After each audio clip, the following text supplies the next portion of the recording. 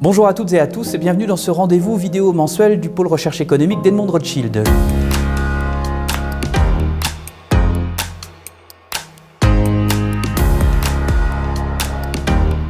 On va évoquer la situation économique mondiale et j'ai une première question pour vous, Jean-Christophe. On a connu la crise sanitaire en 2020, on a beaucoup parlé de rebond économique en 2021. Que disent aujourd'hui les indicateurs sur la croissance notamment ? On a effectivement observé un rebond économique marqué globalement.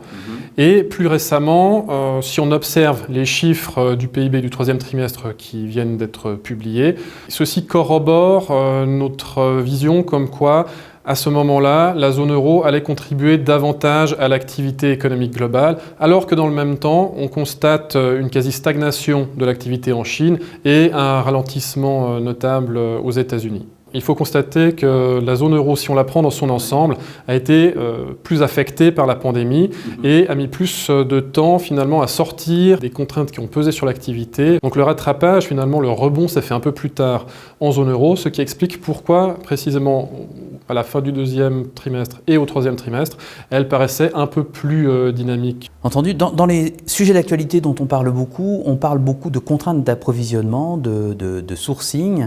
Est-ce que cette tension est réelle, Manuel, et comment s'illustre-t-elle ?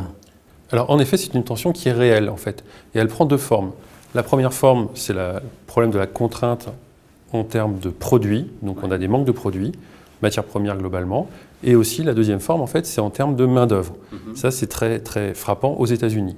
Sur le premier aspect, en fait, on se rend compte que les entreprises sont contraintes parce qu'elles n'arrivent pas à avoir les produits nécessaires pour fournir les consommateurs. Par exemple, un cas typique, c'est l'immobilier, où on a des manques comme le bois de charpente.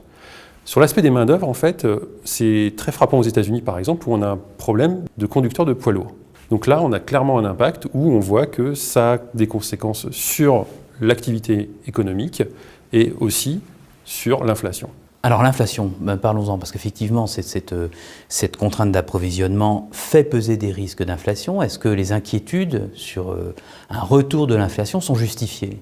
Alors l'inflation, elle est présente. On le voit dans les derniers chiffres. Par exemple, aux États-Unis, en septembre, on a 5,4% d'inflation, contre historiquement, avant la crise, on est entre 2 et 2,5%. En Europe, on a le même phénomène. On est à 4,1% en mois de septembre, alors qu'avant, on est entre 1 et 2. Mais l'inflation, elle a des moteurs qui sont différents selon les pays. Par exemple, en Europe, on a une inflation qui est liée à l'énergie, alors qu'aux États-Unis, on a une inflation qui est liée justement à ces difficultés d'approvisionnement et à un retour de la demande. On est plutôt dans une situation de surchauffe ou sur un phénomène que vous jugez plus structurel et plus durable ? Alors, aux États-Unis, on est sur un phénomène de surchauffe du fait de la demande. L'aspect structurel, pour nous, il n'est pas présent. On reviendra sur des taux qui sont plus en ligne avec les fondamentaux économiques. En Europe, on a une inflation qui est liée clairement au coût de l'énergie, comme on peut le voir par exemple avec le prix du gaz qui a été multiplié par 3 ou 4. Quel est votre regard là, sur cette augmentation des prix de l'énergie ? Bien, c'est une situation qui est très intéressante parce que dans le cas de l'énergie, on a à la fois des phénomènes fondamentaux et en même temps des phénomènes qu'on pourrait qualifier de géopolitiques. C'est-à-dire sur les fondamentaux, on trouve les stocks, l'offre et la demande. Les stocks de gaz, par exemple, en Europe, sont faibles par rapport à la moyenne historique. La demande, elle commence à être forte parce qu'on arrive vers la période de l'hiver, donc les gens vont consommer du gaz pour se chauffer. Et l'offre, en fait, elle est contrainte pour des raisons techniques et aussi pour des raisons géopolitiques. C'est-à-dire que la Russie, qui est le pays qui fournit un tiers du gaz en Europe, aujourd'hui ne fournit pas le même volume que ce qu'elle fournit historiquement. Elle dit que c'est pour des raisons techniques, mais on peut penser aussi qu'il y a des raisons géopolitiques par rapport à des contentieux liés à l'Union européenne et aux États-Unis. Alors, conjonction de phénomènes qui s'accumulent. Alors, on n'est pas là pour faire de la prévision ou de la prédiction, mais c'est un phénomène qui va durer ou pas ? Alors, c'est un phénomène, par exemple, sur le prix du gaz qui va durer sans doute tout l'hiver. Parce qu'on est dans la période où on va demander beaucoup. Donc, clairement, le prix du gaz va continuer à rester cher. Sur d'autres types de matières premières, comme le pétrole, on a une situation qui est un peu différente, puisque là, les producteurs, en particulier l'OPEP, et de l'autre côté la Russie, se sont mis d'accord et ils ont décidé d'augmenter petit à petit la production de manière à répondre au retour de la demande. Selon leur décision, en fait, ça pourrait avoir un impact sur le prix, soit à la hausse, soit à la baisse. Merci Manuel. Jean-Christophe, je me tourne vers vous pour parler d'un autre secteur important, l'immobilier, un secteur que vous connaissez bien. Là aussi, au moment où on se parle, dans la situation économique du moment, quel regard portez-vous sur ces marchés de l'immobilier, notamment dans la zone euro ? En particulier pour l'Europe, on constate sur 12 mois une augmentation très marquée des prix, plus de 8%, ce qui est historiquement élevé. Cette augmentation marquée des prix, elle peut accentuer certains déséquilibres qui étaient déjà latents, en tout cas dans certains marchés, et elle s'explique par différents facteurs. Par exemple, l'année dernière, avec la pandémie, on a eu un certain nombre d'arrêts ou de ralentissements de l'activité sur les chantiers, ce qui a engendré des retards maintenant de livraison et donc des tensions entre l'offre et la demande, puisque l'offre est plus faible que ce qu'elle aurait dû être, ce qui a poussé à la hausse les prix. En plus de cela, compte tenu du soutien important qui a été apporté par les États au pouvoir d'achat des ménages, ceux-ci ont pu maintenir leur projet d'acheter un bien immobilier et ils ont aussi bénéficié d'un marché du crédit avec des taux d'intérêt relativement faibles, des conditions d'octroi qui ne se sont pas trop durcies, voire même qui ont été assouplies par moments dans certains pays. Tout ceci a contribué à augmenter les pressions haussières sur les prix de ce marché, occasionnant même parfois une accentuation de certains déséquilibres qui pouvaient déjà être présents par endroits.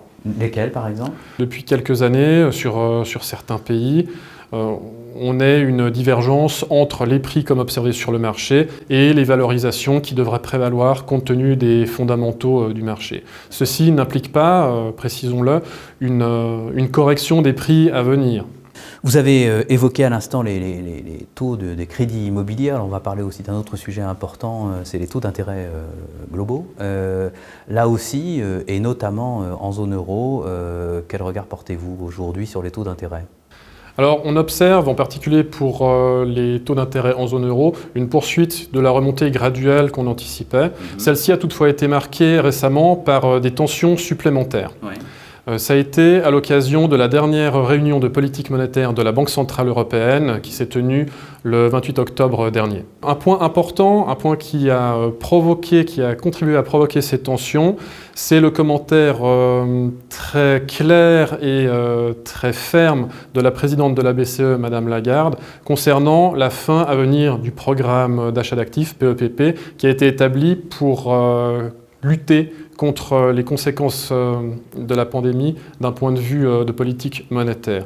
La façon dont s'est exprimée Madame Lagarde a pu inquiéter une partie des intervenants du marché et ainsi engendrer des tensions supplémentaires avec une augmentation des écarts de taux entre différents pays. Merci beaucoup Jean-Christophe, merci Manuel pour ces éclairages. Des analyses d'ailleurs que l'on retrouve de façon plus développée dans le Monthly Economic Chart Book. On vous retrouve dans un mois avec de nouveaux commentaires. Merci à toutes et à tous.